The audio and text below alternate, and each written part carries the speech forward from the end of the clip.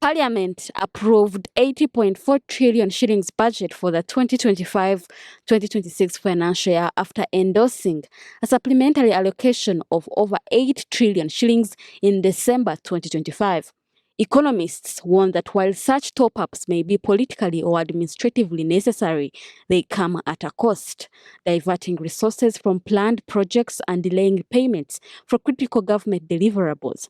The question now is how much these supplementary budgets are really costing the country. Supplementary budget is an indiscipline, especially ours. Because at CSBAG, we've looked at the last 8 trillion supplementary budget, and I think we are able to find out almost 80% of expenses don't qualify to be supplementary budgets.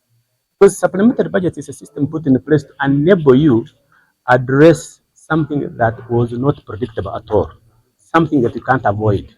But here we are using supplementary budget to spend on a day-to-day things that we are supposed to have planned for.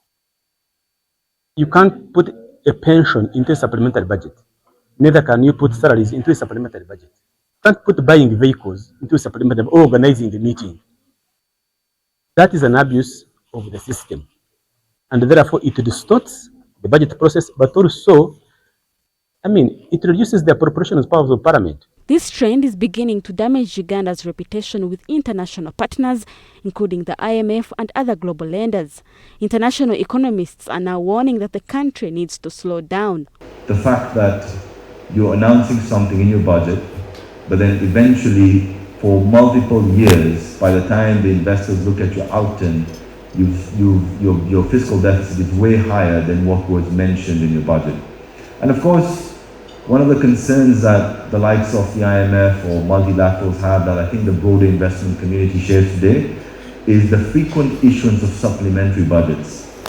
I think the frequent issuance of supplementary budget doesn't only make the initial budget as a non-climatic event where the investors say we don't need to take these numbers seriously because there will be a supplementary budget that comes out, but it also crowds out the private sector. It also makes it difficult for monetary policy to be loose enough.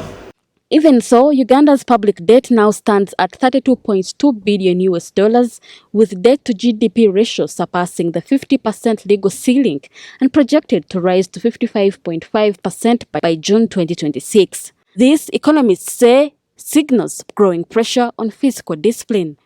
Ronah Nahabwe, NTV Business.